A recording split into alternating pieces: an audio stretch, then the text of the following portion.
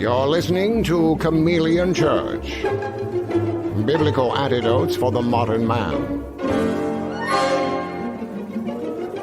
With your host, Allan Aguirre.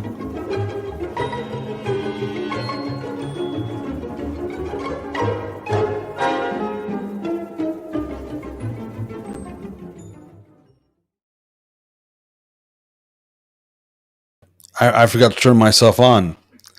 Hey, I'm not digging this thing here. Hey, it's the Chameleon Church Show. I'm your host, Allan Aguirre. That's right, the Allan Aguirre. I'm sorry. It's Tuesday, March 30th. Wow, it's already the end of the month. This was our third 3-year anniversary month. Oh, hold on. So this is our 3-year anniversary month. Damn it, where is it? Yeah, that was our 3-year anniversary month. That came and went, didn't it? It did. My name's Allan Aguirre. I'm your host of the Chameleon Church Show, coming live and direct to you from the Wasatch back. That's in northern Utah, where Christians avoid us like the stinking plague. Yeah. Not a whole lot of Christians here. Most Christians stuff that happens doesn't come through Utah. It's like we're invisible. We literally are invisible. There seriously is a thing called the Zion Curtain, manufactured and created by the LDS, by the Mormons. And it's a real thing because there's not a whole bunch of us here. There's not a whole bunch of Christians here, and then let alone a whole bunch of Torah observant believers of the way. I know all of them, I think. I've met them all. I don't trust them. Hey, you're watching the Chameleon Church Show on the Messianic Lamb Radio Video Network conglomeration. And be sure to, if you're on Facebook, be sure to like and be sure to share. If you're on YouTube, be sure to like, comment, hit the little bell, and subscribe. Right. And while you're out there surfing the internet, remember that term? Surfing the web? Or are you guys just way too young for that? So in 1994, Yahoo was attempting to make sense of the internet as a search engine. That's in 1994.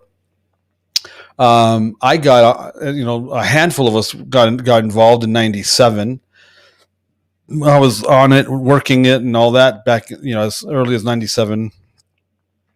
The majority of people didn't get on till the mid 2000s. Yeah. And everyone likes to lie and change their history and say, "Oh yeah, I was." No, you weren't. Anyway, so surfing the internet, surfing the web was an actual term.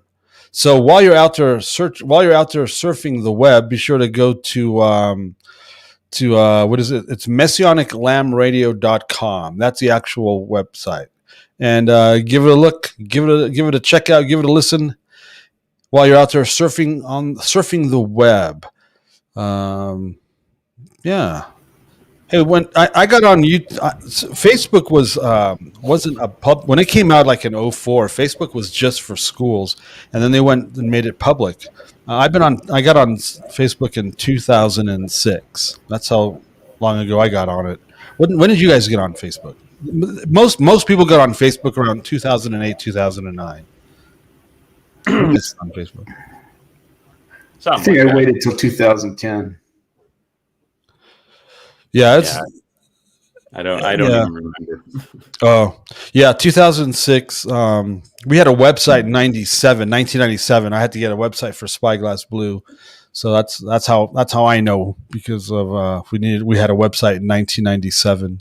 My dad showed me the internet in 1995. That's how early he was on there, and he was showing me. I was on tour and I was swinging through LA. I was doing a fly-in to I was going to Portland or something. He goes, "Hey, have you heard of the internet?" And I go, "Well, I've heard of it. I haven't really looked at it." And he goes, "Here, check it out." And so he showed me the internet, and it's my dad. So it's not like it's going to be, well, not only was it my dad, but it was 1995. There's not a whole lot of graphic user interface back then. Not a lot of GUI, just a lot. It basically looks like a lot of DOS pages. Yeah, Alta Vista. Oh my gosh. Yeah. So he shows me this website, and it's a website that shows you the seismic activity in California, because we're from LA, we're in LA, and I'm like looking at this going, yeah. I actually did this. Hold on.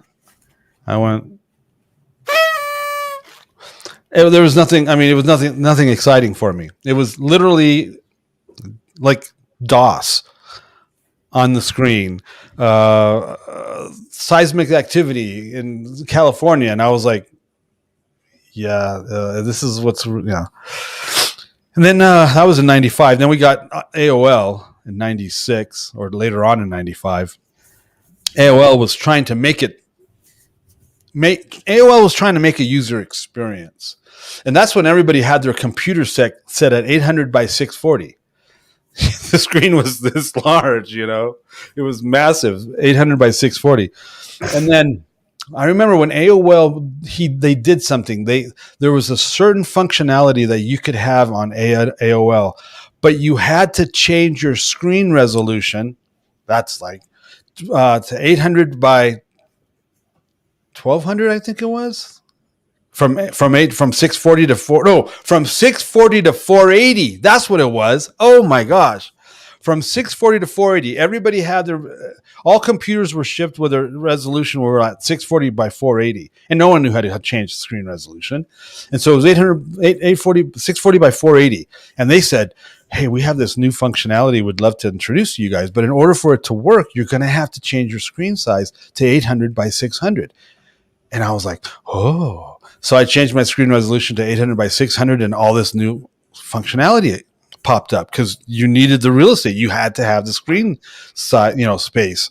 And I was like, oh. So I remember when we started, everybody built websites. So I started building websites in 97, 98. I started actually working on the internet.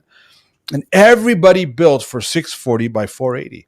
And I started building for 800 by 600, and everybody was telling me, you're crazy.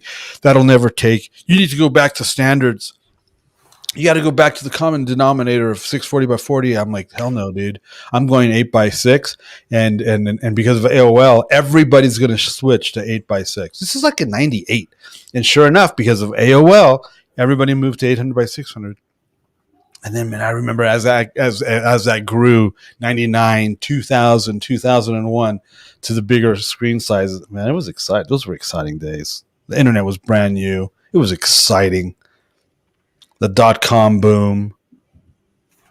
Those were exciting. 97 to 2001 was exciting on the internet. I mean, it was exciting. Golly, it was like the gold rush. In California gold rush in the 1800s. I mean, it was like this brand new industry, this brand new technology, all this stuff. It was all brand new. And we were in the middle. We were like, I was working for IBM. I was doing it for IBM in 2001. That's the most punk rock thing I ever done. Yeah, you've got Mel. Yeah. Oh, I had an Austin Powers. So whenever you got Mel on your computer, there was this voice that said, "You've got Mel." Remember that? Well, I had an Austin Powers soundbite, and it said, "You've got Mel, baby." Yeah, yeah. I don't know if anybody. I had that. That was freaking rad. Oh man. Screen.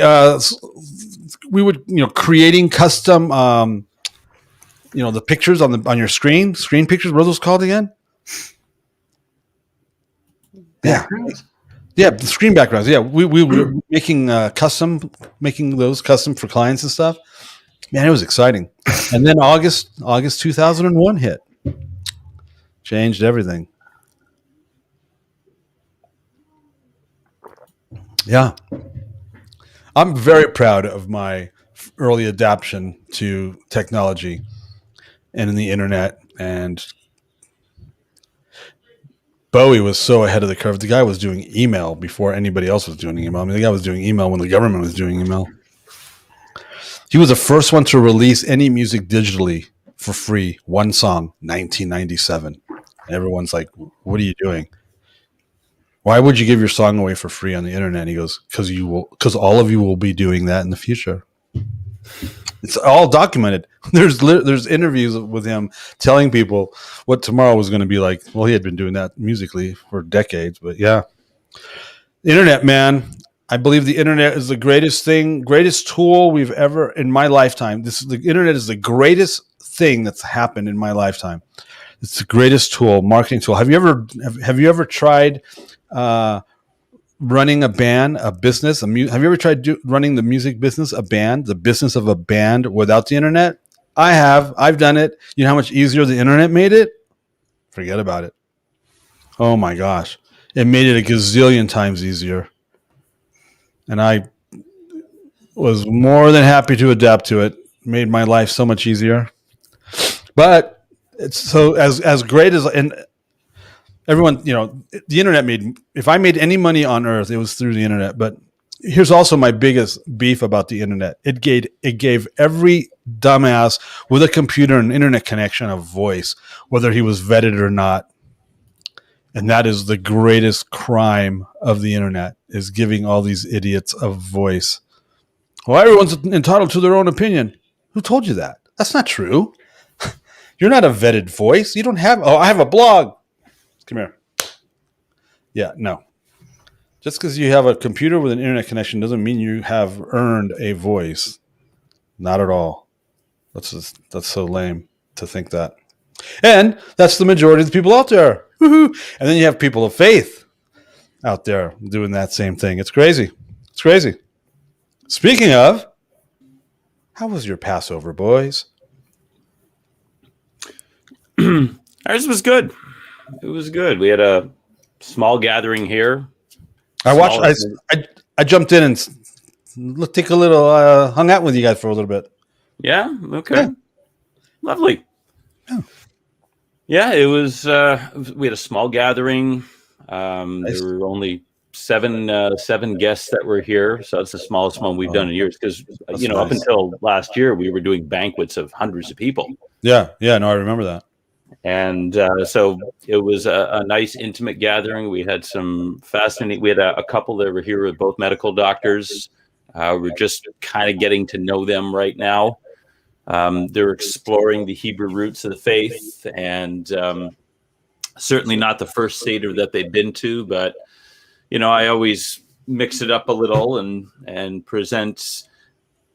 There's a lot of ministries out there who will do Seders, like Chosen People Ministries, Jews for Jesus. They'll come to your and they'll do it. But I always have a lot of unique takes on it, and so this was the first time, and my wife did an unbelievable. She made an amazing meal. Actually, one of the doctor that was there, he's Greek background. And he actually said to my wife, if you want to open up a restaurant, you let me know. Nice. And I said, if a Greek tells you that, you've done a good meal. So your wife's. I've watched a couple of your little mornings prayer things. Your wife, your wife seems pretty cool. Seems like a really nice lady. She is. I tell everybody I married up. So didn't we all? Because I know I did. I did. Not everybody. Oh, man. But I certainly did. Yeah. So we made lamb too. And it was actually I was talking to the guy yesterday, and he says, I need the recipe. Nice. So, yeah. Nice. So it was nice. We just giving people an opportunity to keep the commandments. And isn't that what we do? Isn't that just the basic foundational? Fundamentally, that's what we do. Well, I have another friend of mine. It was a guy actually I met when I first got saved at the congregation in Toronto, and he came with his wife. And this guy, God puts him in situations the circles that he travels in just blows my mind. He tells these stories, and it's just I know this person. Yeah, I advised Justin Trudeau to get into politics, and we're all looking at him as just you're an idiot. Why'd you do that? But literally, he sat there with him in 2008 and encouraged him to go into politics and run. And so God has him circling like that, but he also he's a professor at a seminary in Toronto that's gone totally apostate, and they he's at war with them all the time. So I was talking with his wife yesterday, and she says he just felt so relaxed, and it's very unusual. I said, yeah, well, God's got him at war with people all the time because he's a witness. Yeah. So to be able to provide sanctuary for someone and just let them kind of all hang out, it was a real blessing. So we really enjoyed ourselves, and then moved very slowly on Sunday cleaning up the house. Yeah. Yeah, we had a bunch of marginal people. Yeah. And again, it's we create, like you said, we create a safe space for people to keep the commandments in hopes that it impacts them enough that they go home and decide, boy, maybe we should be doing this on our own. You know, I don't hold my breath though, because then I'd end up suffocating. But Lenny, how the heck was your Passover night? You did it the right way. It was quiet. Me and my wife just they went to a Chinese restaurant. Actually, we took a brisket and I braised it on the barbecue. Oh my gosh, I had it marinating for 2 days. Yeah. We did an instant pot, and it was incredible. Yeah, Christina did it. I'm sorry. Go ahead. It was good. It was real intimate. It was real nice. Just me and her. We got online and the community. We just live streamed it inside and just watched and took our time. Was able to stop it when we wanted to talk and felt the Lord's presence come in. So, what did you live stream? Bill Cloud. He did a whole weekend conference with Paul Wilbur and Halissa Allwine, and he goes, I've done a lot of these. He had like 520 people there, so they felt nice. And it was just refreshing. Here was my one takeaway. He again explained like the Afikomen as the patriarchs, and when he did, and you saw Isaac, just what he brought out from that was just really, really incredible. And I've heard so many wackos about the Trinity and all that kind of stuff. They get into that, so it was just really refreshing what he brought out, and the whole thing I got out of it was that. Especially he made more of an emphasis going into unleavened bread. He says the obedience behind that, he says, really reveals if you're loving God with your whole heart, mind, soul, and strength. Yeah. And that was my big takeaway rather than bits and pieces. And sure. Yeah. We, Christina made a nice brisket. Did she? She made kugel. I didn't know she surprised me with kugel. I love kugel because it's really close to kugelis. Obviously, your wife's a great cook. Anyway. Yeah, she is. Even the words. Kugelis is Lithuanian. Kugel obviously is Jewish, but it's almost the same thing. It's amazing how you have the Germans do it's like all the Slavics, the Jews, and the Germans. They all have this same potato-based thing, and the names are so close. But anyway, so I was very surprised. I didn't know she was making kugel, so that was like. But so there's this Mormon girl that's been hanging around my daughter. They met at work. She's been hanging around my daughter's family for over a year. I'm going to say close to 2 years. And she loves the kids. The kids love her. She'll actually babysit the kids for whenever she needs a babysitter down there. So she's been hanging around for a couple of years. Well, she's in the last 6 months has started asking some questions about my daughter and her faith and what she believes and how she believes what she believes. And this girl's born and raised LDS. She can get in trouble just by asking the questions. She can get in trouble just by befriending my daughter as closely as she has. She came to she came to the Seder, and when we were explaining the why we have 3 pieces of matzah hidden in the bag, I brought up, some people, the Trinity. And then, I brought that up, and I just kind of went, because everybody on the table knows we're not Trinitarians. So, but I brought that up, and Safran goes, would you mind explaining the Trinity? And she's like, with her eyes hinting towards the girl. And I'm like, oh yeah. Because I'm just doing my thing. So I'm like, oh yeah. So we got to explain that. We got to explain why people believe the Trinity, why the Trinity falsehood even exists, and why we don't believe it, why we're not Trinitarians. Yes, we believe. I don't know how many people we just freaked out, but there's only 11 watching live. So how many that I can see? I'm just messing around. But anyway, yes, we believe in God the Father. Yes, we believe in God the Son, the Messiah. Yes, we believe in God the Holy Spirit. But all three players show up in the Old Testament. But God still said He was one. Deuteronomy 6. So even though all three players exist and they showed up in the Old Testament narrative, He still called Himself one. Besides that, if you're going to go with the Trinity, you got to add the 7 spirits of God to that. So then He's 10. See what I'm saying? So we got to explain all that. That was nice. And then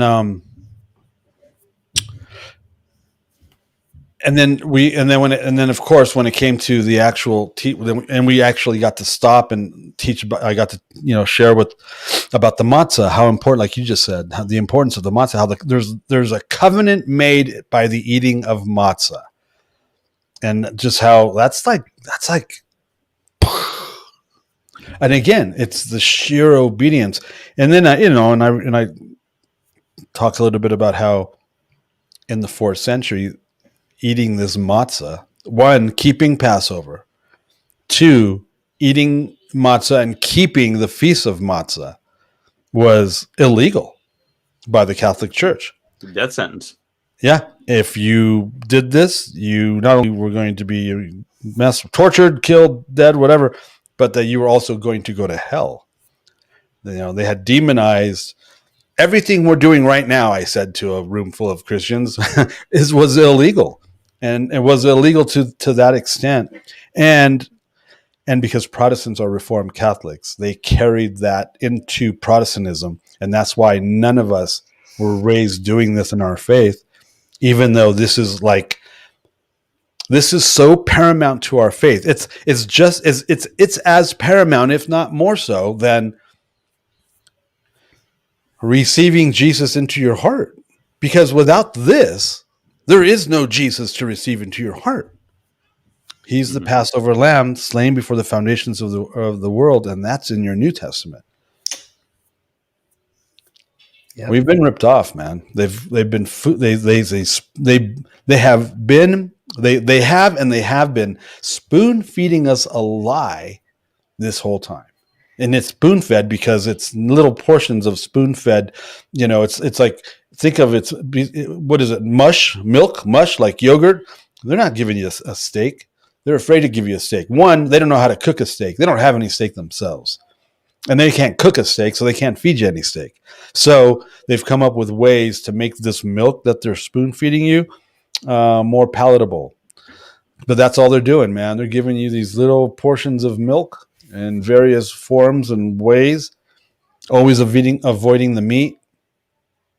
And they've lied to you. Every pastor lied last weekend, 2 days ago, because they called it Palm Sunday.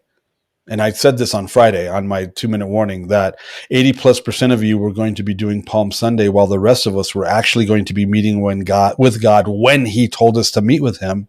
So that automatically makes you the 50% that are going to miss Him, because we just met Him on Sunday or over this weekend, and you guys are going to do your Easter thing, 80+% of you, next weekend, and you just missed Him.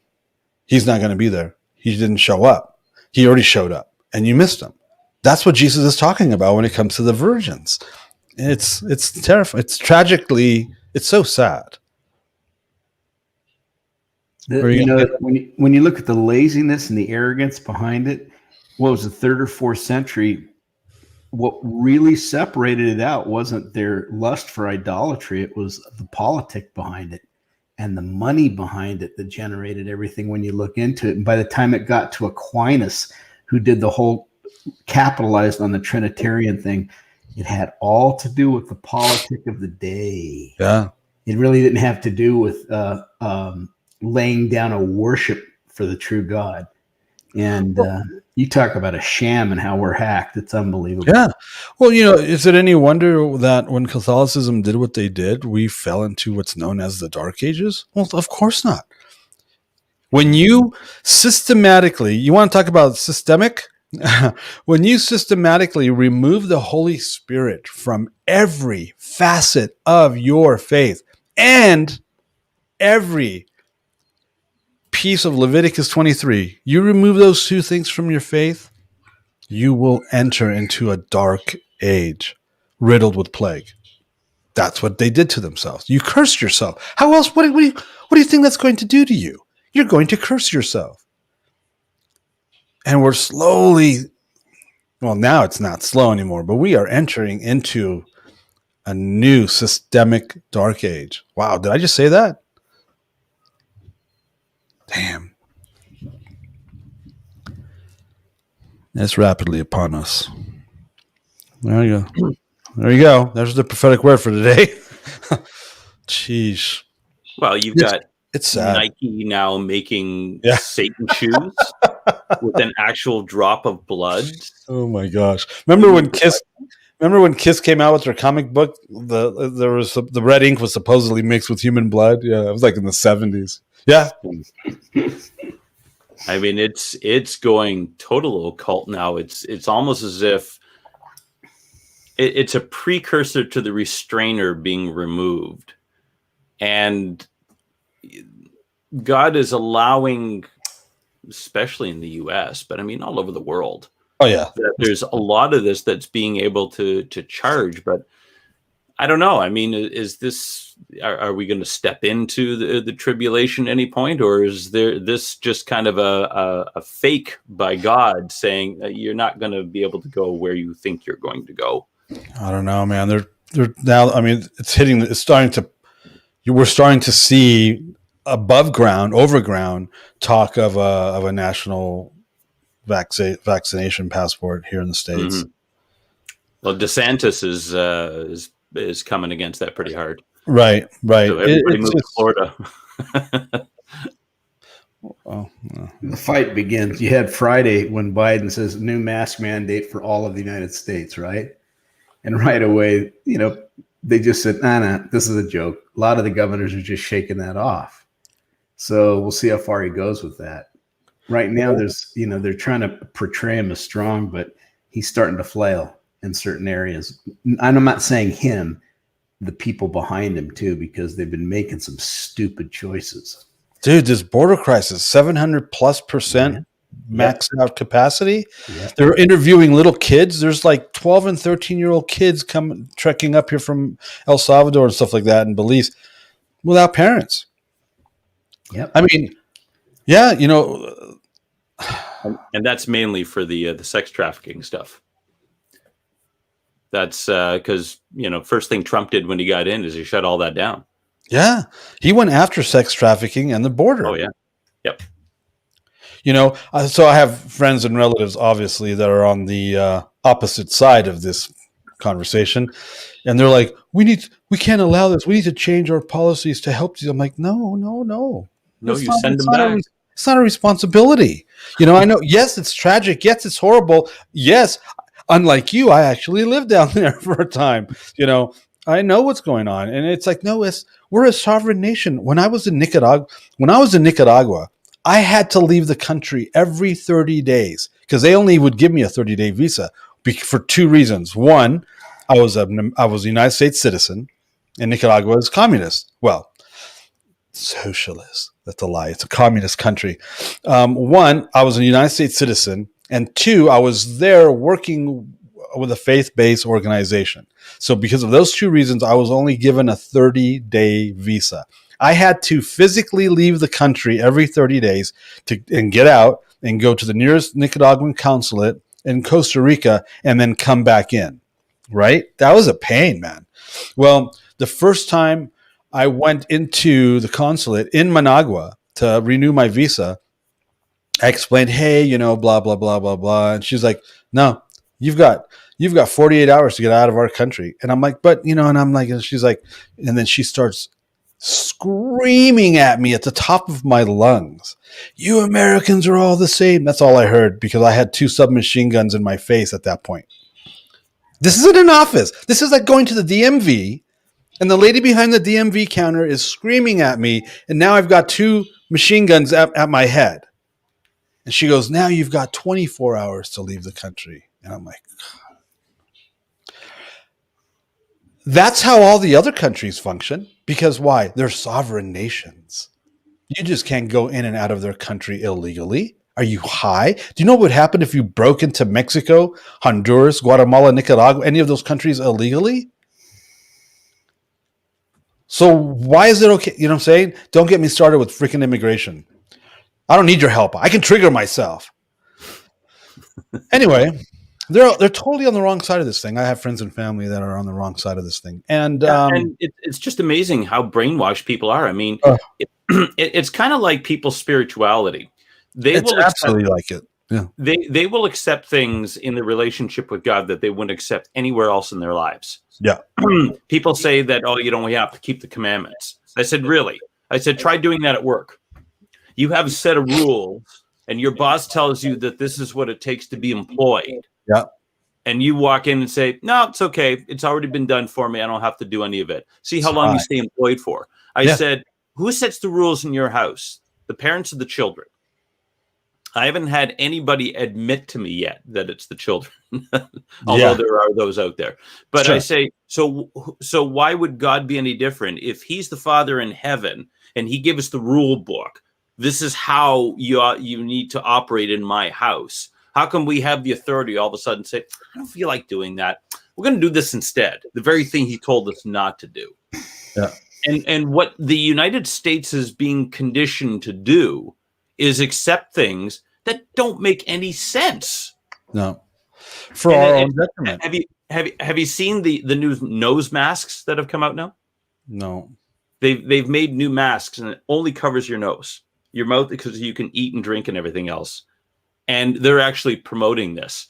And I look at this and I think they're just messing with us to find out how much stupidity we're going to accept. Yeah. We had a woman yelling at us as we entered the supermarket the other day. Mask, mask, mask. We're just like, psychopath. Yeah, it's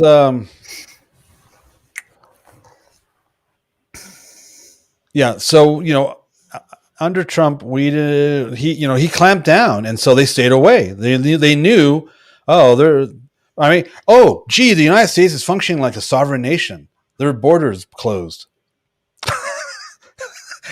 As ridiculous as that sounds, that's like everyone else functions like that. But somehow it's bad and wrong if we have actual borders and actual laws. Well, wait. We already have the laws. The laws are already in place. They're just not being... Because everybody's being told to stand down. They're not enacting the actual laws that are on the books. There's a process, there's rules, and they're not following. Yeah, but don't. Yeah. It's the border situation is, wow. Talk about being able to destroy everything that was done down there in the last 4 years. They've destroyed in 2 months, and now they've got a horrific crisis on their hands. Yep. And the people are going to suffer for it. They just moved like 3,000 Utes up to Dallas from the border. That's not good. Remember what happened in Katrina? They took everybody's guns away. This is fact. You can go fact check me. Katrina hit. The police brought in the military, and then they brought in Blackwater, a private paramilitary group that's not governmental. It's a private company. They brought them in, took everybody's guns, then they released all the prisoners, and then they literally locked and imprisoned everybody in the Superdome. And we were working with Katrina Relief in Dallas, and it was horrific, the stories that were coming out of that Superdome and what they were doing to people and what they were doing to young girls. And it was, talk about demonic. Anyway, Houston's crime rate year one after Katrina raised 65%.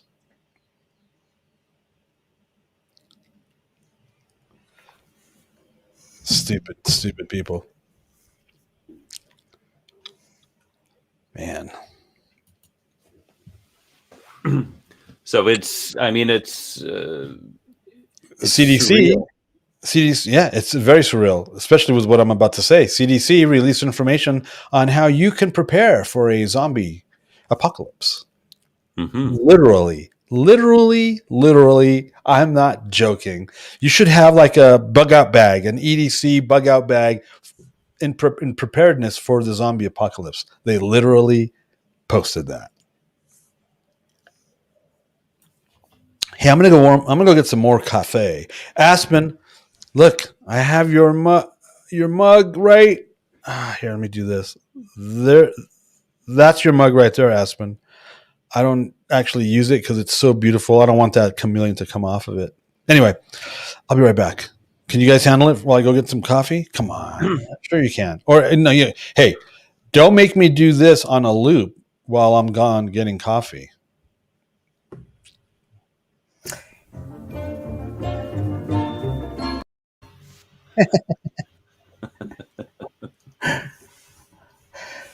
It's the new religion, social justice.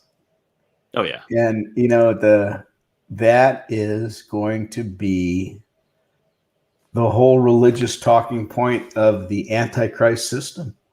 Mm-hmm.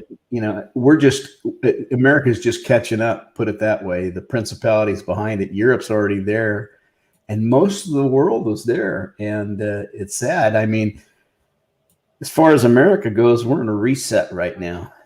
And we're in a prophetic reset in the natural, and we're in a prophetic reset within the church. And I've been thinking about that a lot lately and trying to grasp that, because when you think about the prophetic, everybody's into it. A lot of people are there, and yet at the same time, the prophetic realities that we're in, everyone's avoiding that. And what I mean by the prophetic realities is the global part. You had Jeremiah in the day, he prophesied to his generation, but you had Isaiah that called out the future. Same with Daniel. And you look at Zechariah dealing with Jerusalem. So we have the prophetic for our generation, and we're calling out what is true social justice and what's kingdom. Trump had a handle on that. Mm-hmm. But the other part is the where there's a big gap is the prophetic has to catch up with the reality of the times we're living in, and everyone's avoiding that. We're looking at, again, it's important what they're trying to do by quelching our liberties and freedom. But again, I bring this up all the time. When Yeshua lifts the fifth seal and the plagues are released, there's 250,000 people that die, and they're going to be crying the devil, and it's not going to be the devil. So it's interesting to look at the prophetic reset that's going on right now. And it's we talked about earlier the early days of the church, when all the phony doctrines were coming out underneath Aquinas and all them. They were the prophetic voices of the day, and the Protestant church came along, and they tried to be the ones that brought in the social justice to the biblical narrative, and back and forth. And you can see how the enemy has just woven for over the last 2,000 years up to where we're at right now. And right now it's just screaming Antichrist. This is awesome. This is awesome. Oh, I'm sorry. I'm interrupting you. I'm like in my little bubble. Sorry. Go ahead, buddy. I just read this meme. The same leftists pushing vaccine passports are the same people claiming voter ID is racist. Like you said, it's great. It's surreal. It is. There is no actual principle or consistency behind the left's agenda except total control. It's just, can that get us in trouble on here? Crap. Did we just say something that's going to get this YouTube thing? I hope not. I talked with Mark over the weekend, and I'm like, I don't want to be the guy to get you in trouble with YouTube. I just don't want to be the guy to do that. I don't want to be that guy. I want to, you know what I'm saying? We'll try to help you in that, Allan. What's that? We'll try to help you in that. Please. Okay. We won't let you be that guy. How to speak the truth in censorship. You can't. You toe the line, baby. You toe the agenda. Hold on, let me get my mask. I posted. Did you see the quote I posted on Facebook yesterday? It's a nice quote. I'm gonna read it. I think we can read it, right? I mean, yeah. Oh, dude, talk about immigration. San Diego public school teachers to give migrant kids in-person instruction while the real kids are still not in class. And it's like how much is the U.S. going to accept? Everything. When does everybody just say no? We're not accepting that anymore. That's mainstream news. That's Fox. Well, there's people out there that'll say that's not Fox's. Anyway, that's real news. Bernie's sitting back and he's laughing. It's like they said he doesn't have to do anything with the responsibility of being the president, and he's getting everything he wants. Yep. And more so. That? They still won't let their kids go to school, but they're going to bring in all these illegal aliens across the border and let them and school them. And where are they putting them all? They're flooding them into red states. Yep. So Texas is going to be completely overwhelmed. I was in Texas right over the holidays. Yeah. And they were calling it, the locals were saying, yeah, we're purple. We're not red or blue. We're purple. It's changing. So anyway, here's the post I was going to read. Nice people made the best Nazis. My mom grew up next to them. They got along, refused to make waves, looked the other way when things got ugly, and focused on happier things than politics. They were lovely people who turned their heads as their neighbors were dragged away. You know who weren't nice people? Resistors. It's a quote by a Jewish author, Naomi Schulman. Mm-hmm. Yeah. You can't resist tyranny and be nice, because tyranny isn't nice. You can't negotiate with these people. You can't, and Paul says we're not to fight against flesh and blood. It's an imperative, but against principalities, powers, and spirit and rulers in dark places. It is the spirits behind it, and you can't negotiate with demons. No. So the only point is that you have to put on the full armor. You have to stand in righteousness. You have to stand in obedience, and you have to watch God go defeat the enemy. I mean, when did Israel gave a couple of nations an opportunity? Like some, he said, when they were Nephilim, go wipe them out. But there were some they actually gave an opportunity to submit.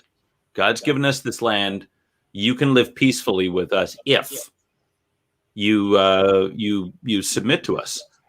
And like Og, king of Bashan, who was Nephilim, so God hardened his heart.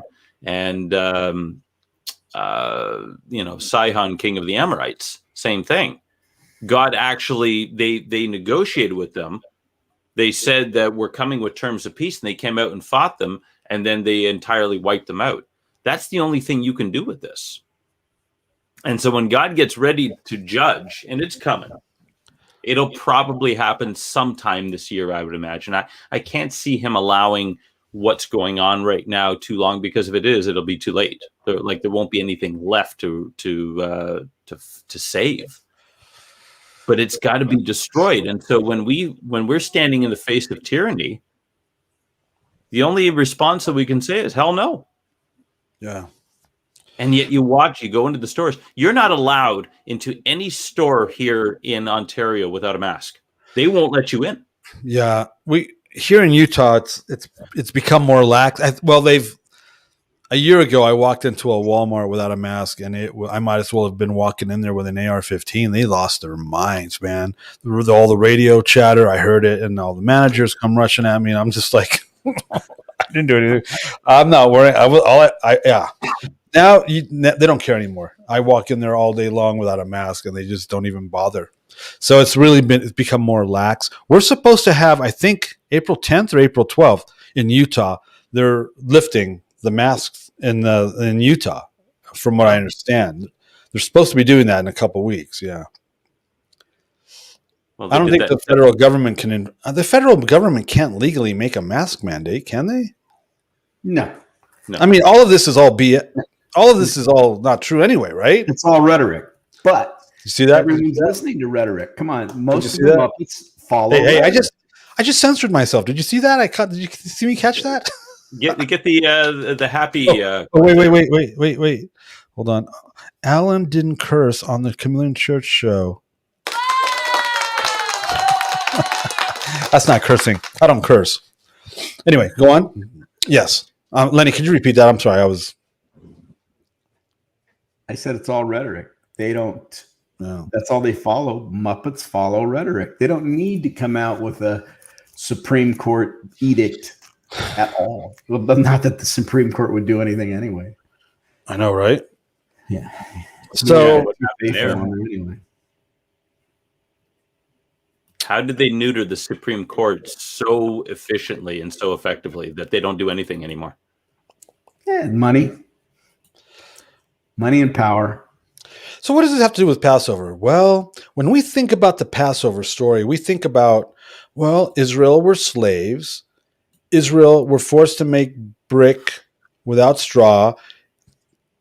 Egypt was a heavy-handed taskmaster. It was worse than that. See, that's what people don't know about. That's what they think. That's the narrative. It was actually worse than that. According to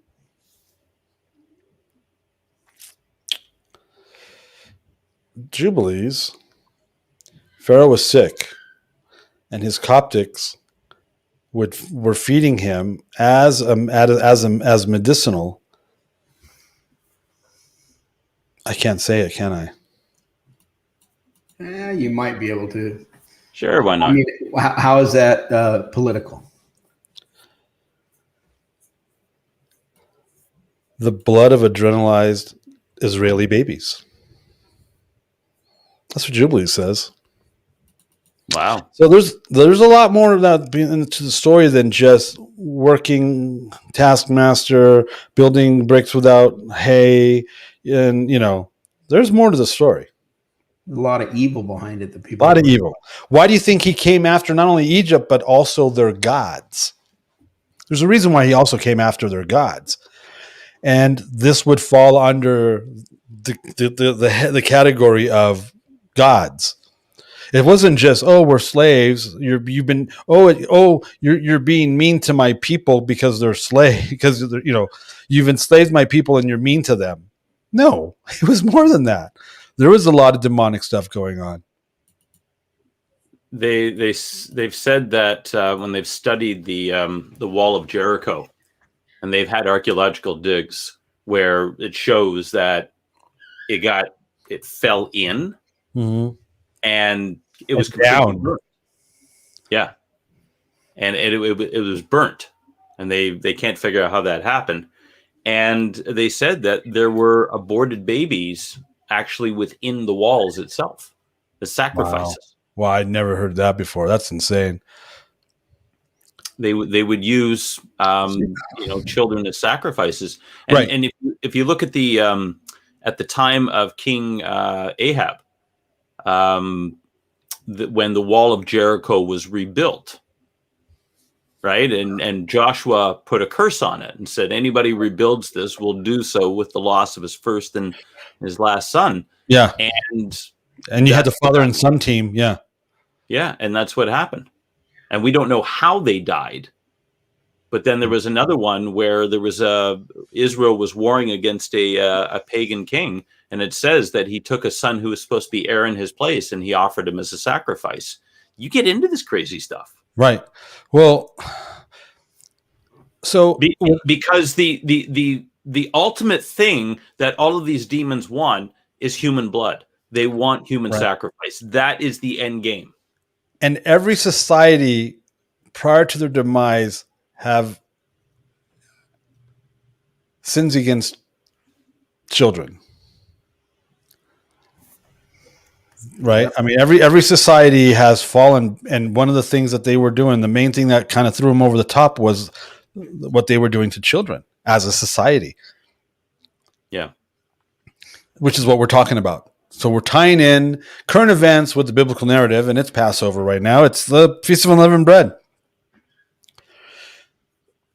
And God is not a fan of what humans do to their children, to their young. And we are talking all the various ways that we do things under the guise of whatever nonsense you want to come up with.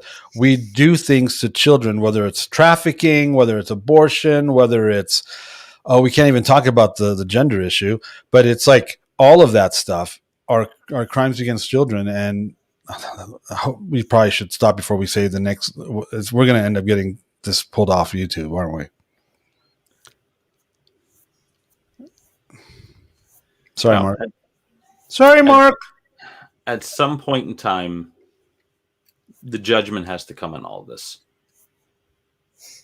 And we've watched this train that has been rolling for a while now. I mean, they just and look at the judgments that are coming on the world. I mean, you had that whole ship in the Suez Canal there that finally got released. How much trade did that mess up? How much is that going to mess up supply lines? And in all of the years of the Suez Canal, not one ship ever had that happen to it. Yeah. One of the first prophecies that got my attention regarding Chuck Pierce was around 2007, 2008. And he was talking about, you need to figure out and understand trade routes and shipping lanes and stuff like that, right? It was, yeah, in 2008. Well, not this Sunday, but last weekend, he prophesied something about, he mentioned, I texted my friend saying, hey, did you catch that? Let me see what he said. And then he got back to me this weekend saying, hey, Suez Canal. I'm like, oh yeah. And since you brought it up, I go, hey, did you, Chuck brought up supply lines during worship this morning. That was last Sunday. And then this last weekend, he goes, hey, have you been watching this? It happened a couple days after Chuck spoke about supply lines. Go on. Yeah.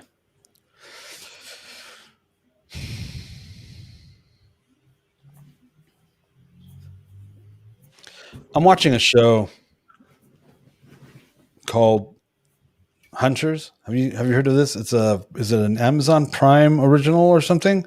Yep. It's about it takes place primarily in New York in the mid 70s.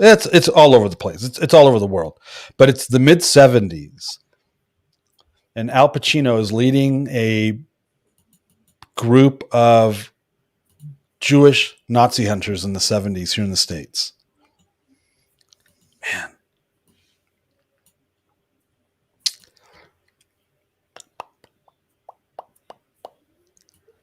Why didn't they fight back? How were they to? They didn't have any guns.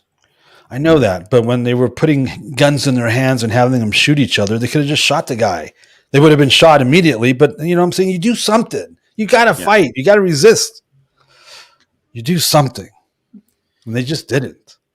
That's why the guys are out there now are like, we'll never let that happen again. In Israel, that's the case. I mean, whenever a new soldier, they've got conscription. It's mandatory at 18 to serve in the Israeli army. Right. After they finish basic training, where do they take them? Masada. Put a rifle in their hand. And what do they say? Never again. So it's this whole conditioning thing. What has been going on the other hand, in the United States, we've gotten to the point now where they're talking about your commander in chief, is saying that we're going to enhance the U.S. military by making flight suits for pregnant women. because those are your most effective soldiers. And you have this narrative that's been going on within the universities for decades. Where did the communists always start off with? The seminaries and the universities. Because if you can kneecap religion, the true faith, and if you can get university kids who are the next generation of leaders in order to buy into this stuff. Ideology. Yeah. Yeah. And, you know, how many? Hitler said, give me the minds of the children, and in one generation. Stalin knew the same thing. Lenin knew the same thing. They all know it. So in Israel, or in Germany, what was happening is that for a couple thousand years with the diaspora, you've got Jews that would be in various countries, and you have, you know, the whole expression beyond the pale. The pale was actually a dividing line within Tsarist Russia, and that Jews were not allowed to go beyond that. That was the border. They were not permitted to go, and it was I think it was kind of the western side, Moscow and everything else. They weren't allowed to go there. So Jews weren't allowed to go beyond the pale. So when you start having the persecution arising again in Germany, it was like the frog in the boiling water, because they just figured, we've been through this before. We'll weather it out. Yes, it's going to suck. Yes, it's going to be persecution. We're going to suffer, but we've done this before. And they weren't really understanding what was happening, and they hadn't read Mein Kampf, or if they had been familiar with it, they didn't understand that he was dead serious about what he was intending on doing. And nothing like this had ever happened before. You have never in the history of the world had a society reconfigured for the primary purpose of eliminating an ethnic group of people. They've had genocides before, but never had a society, especially in the industrial age, been reconfigured and set up where the primary purpose. Hitler grabbed resources from the Russian front in order to make sure that the concentration camps were still functioning. He took resources from the soldiers who were fighting the Russians to make sure that they could still be murdering the Jews. That's how demonic this was. And then you can trace back, you know, the last 50 years, the occultism and everything else. And so the Jews are just figuring, well, we'll just kind of bear through it. And by the time they get to, you know, the one example that they have famously is the Warsaw Ghetto.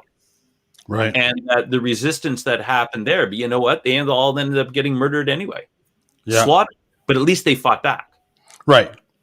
And what's happening is that America as a nation is being neutered right now. It's being castrated.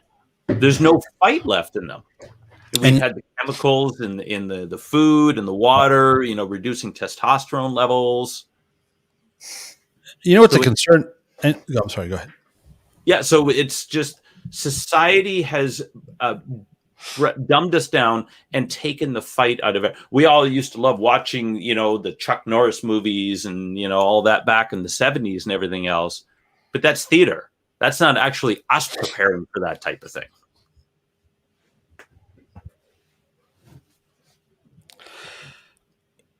What concerns me is the majority of Jews in the United States are liberals. Always have been. I know, but see that, so they're buying into what they should be resisting.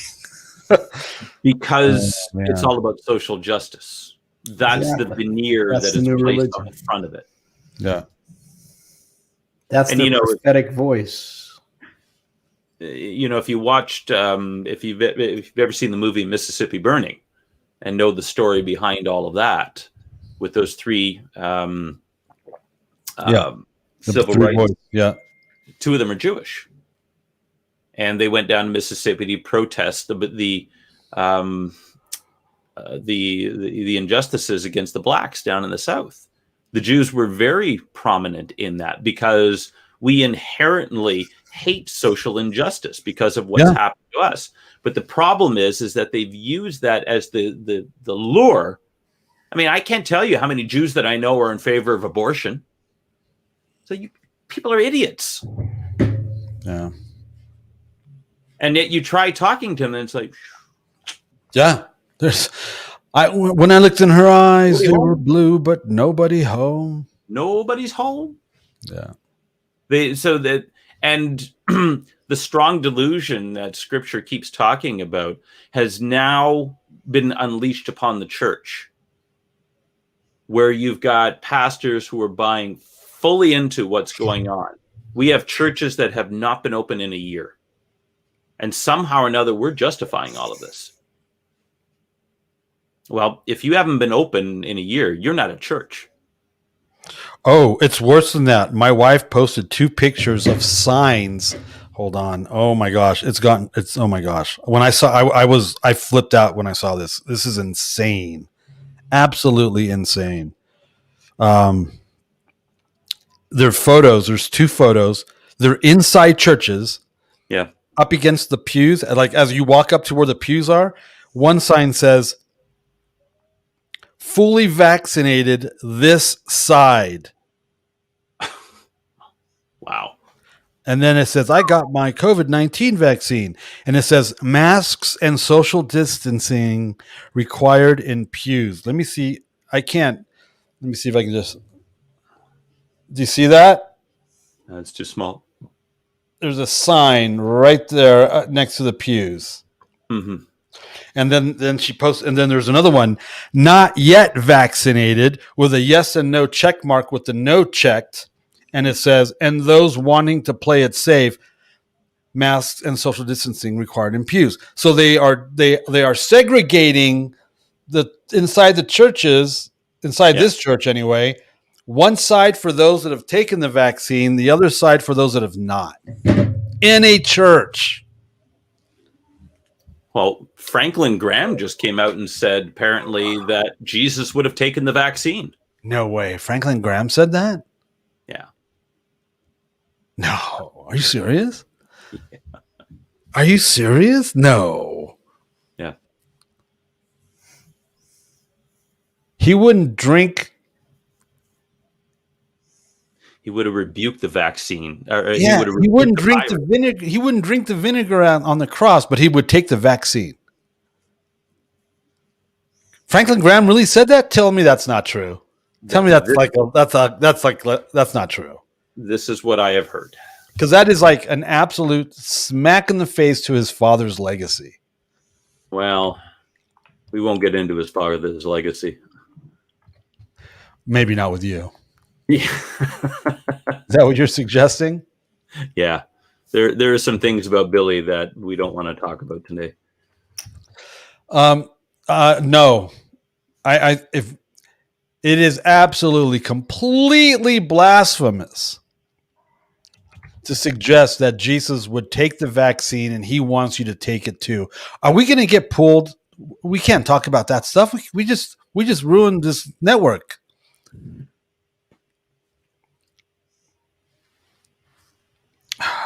Mark's going, oh, they did it. We're busted now. You can't tell people not to take the vaccine, can you? On YouTube, can you?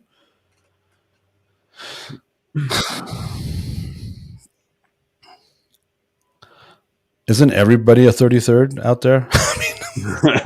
I don't know. No, but Billy was. Yeah, I have no idea. Never knew the man. So hopefully we don't get in trouble.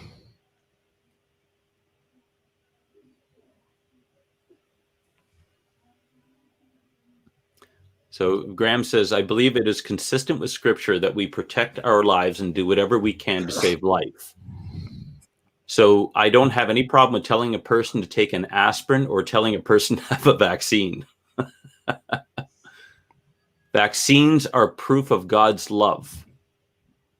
I thank God for the doctors and the researchers that have put this time and effort and money to develop those vaccines. I hope the American people will use them.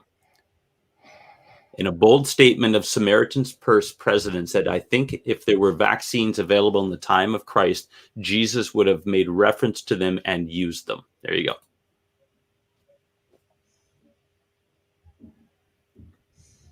Everybody's buying into this, man. Everybody's buying into this thing.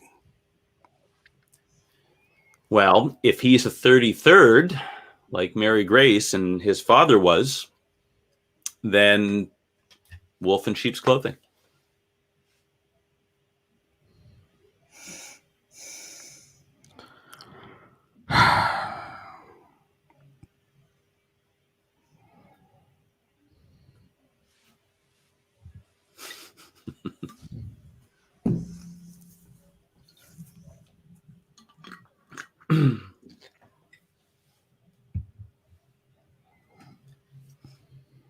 They will kill you and say that they are doing a service to God. It's terrifying. It's true. That's what it says.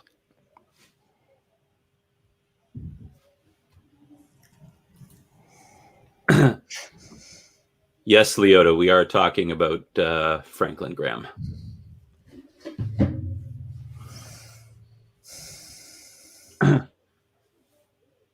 Franklin Graham said that Jesus would have taken the vaccine if it had been available back then.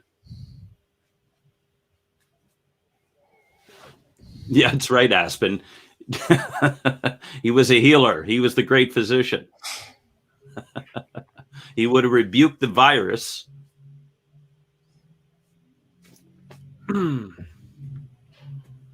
So this is the day we're living in. So, you know, what voice can you even trust anymore?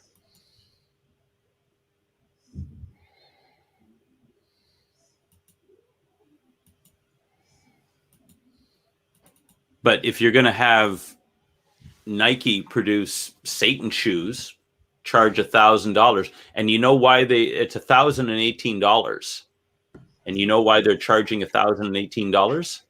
No, I don't. Because Luke 10:18 says, "I saw Satan fall like lightning." The mockery is so out there. And you're going to have a real drop of blood in the shoe.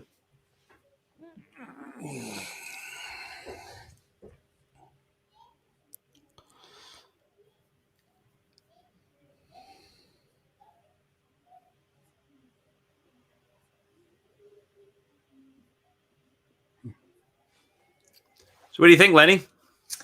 I don't know. I got a lot of thoughts going around in my head. You want to share them with us? Huh? Can you share some with us? Well, you know, Lenny thinks, what is this? The Lenny looking pretty hour? He just sits there looking pretty all morning long. Yeah. This morning I'm looking good. Share some of that insight with us. I guess I'm trying not to say anything so we don't get pulled.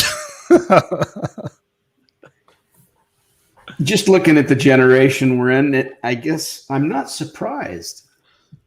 Remember, I'm coming at it from a different angle than both you guys too, and which is good. I mean, we all have different understandings, but what I'm seeing happening is being played out, and in my heart, I guess I'm rejoicing because my redemption draws near. Yeah, I don't want to see the suffering and everything that's going on in the world, but I guess it also shows me too that, like you said, the whole thing about Passover here, Yehovah was on the move back then, reversing Herman by going after the devils of the day and the gods of Egypt. You know, let's face it. And just like when Yeshua showed up, but he was bringing us to a home that was his. And someday it's going to be heavenly Jerusalem. And he says, this is all marching towards that. And again, it's the testimony of Jesus, which is the spirit of prophecy. That why is that at the end of the book? Because he says that's going to be the goal. And when I'm looking here, for me, it's the most exciting times to live in, because we're unbelievably on the precipice. Some people disagree with that. I'd tell them go read their Bible, because Jesus did point out signs and dates. And here's a thought. If Daniel, who read Jeremiah and Isaiah and Zechariah, took seriously the 70 years and he acted upon that, if we're coming close to the 70th week, how should we then live? And what should our focus be on? Just a thought. I don't want to go past that because it leaves it open for a lot of different things. But it excites me to see that, it tells us what the scripture is screaming. Look up for your redemption. It's all about Yeshua. It's all about Maranatha, the heart cry. And that's going to give us wisdom. That's going to give us the fear of the Lord. And what it's done for me is to curb my anger to things that I can't control and give me wisdom to the things I can by demonstrating the kingdom. That's all.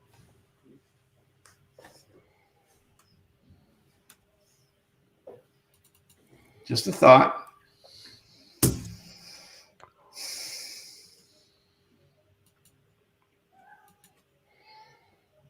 So I'll sit back and look pretty now.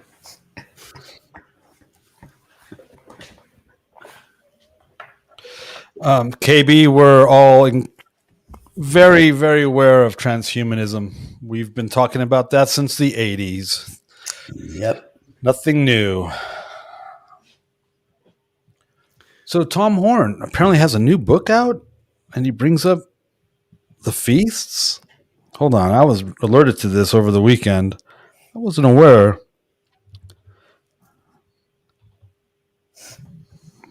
Hold on.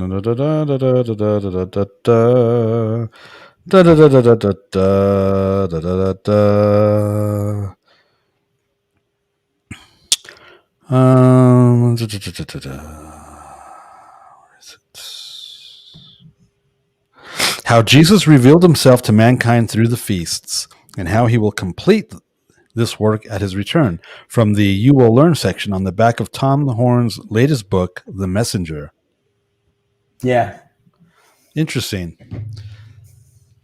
Those guys They've been hosting a lot of people that are out of the norm for them, like Joel Richardson and all that. They never talk about Torah, so I'm wondering what's going on there. Yeah, they've had quite a few people talking about Sinai, talking about Torah, talking about the marriage covenant there. Huh. It's really been interesting. Skywatch is really devoting a lot of time towards that. I need to get on their radar. If you can get me on this, was it called Skywatch TV. Yeah, if you guys, anybody out there has any connection to introduce me to those people, let me know. I already have a couple I'm working on. Well, that I will be working on.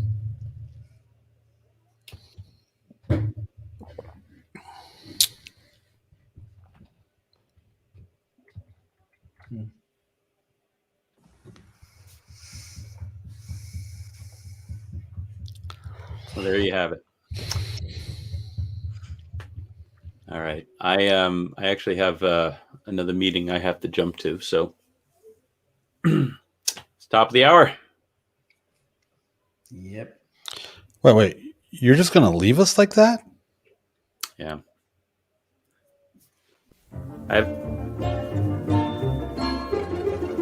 You're listening to Chameleon Church. Biblical.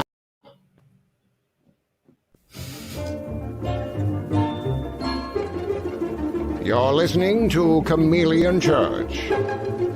Biblical Antidotes for the Modern Man. With your host, Allan Aguirre.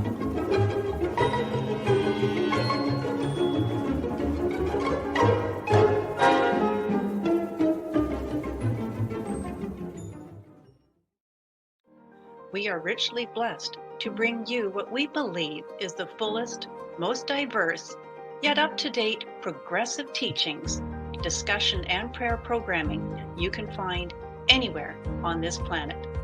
Be sure to take the tour of the MessianicLambRadio.com website. I'm Susan Hoogie, thanking you for joining us on the Messianic Lamb Video Network.